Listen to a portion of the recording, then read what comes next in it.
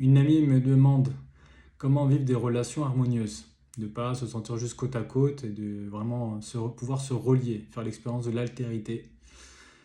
Eh bien, déjà, je pense qu'on est tous dans le même bateau, ou quasiment tous.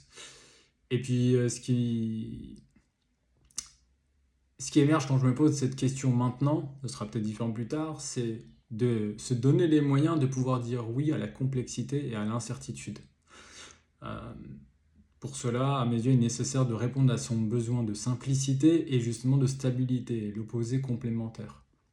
Donc, une assise émotionnelle et affective pour pouvoir rester avec soi-même, rester chez soi, pendant que en face se vit complètement autre chose.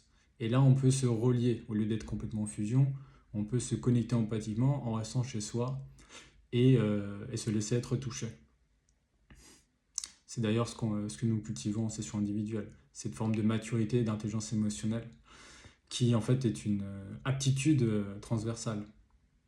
La seconde chose qui me vient, c'est la communication. Une communication authentique dans le sens où je me connais dans les tripes, dans le cœur, il n'y a pas besoin d'absolutisme, hein. Juste je me connais assez bien pour pouvoir être sincère et honnête, avec de la matière. Parce que si mon honnêteté, c'est dire, bah, en ce moment, je capte absolument rien, ce qui m'arrive, je suis complètement confus, clairement, c'est honnête. Ça donne de l'information à l'autre. Euh, Moi, je parle d'une honnêteté qui inclut ça et qui aussi permet de faciliter l'expérience de l'altérité avec l'autre. C'est-à-dire donner les moyens à l'autre de nous voir. Si je désire être vu, je me montre. Sauf que pour pouvoir me montrer, il faut que je me connaisse. Euh, pour pouvoir exprimer ce que je ressens, il faut que je sois au clair avec ce que je ressens, etc. Et du coup, une communication en dentelle, avec beaucoup de précision, donc pouvoir exprimer très fidèlement ce que je vis, ce que je ressens, comment je perçois les choses, ma subjectivité.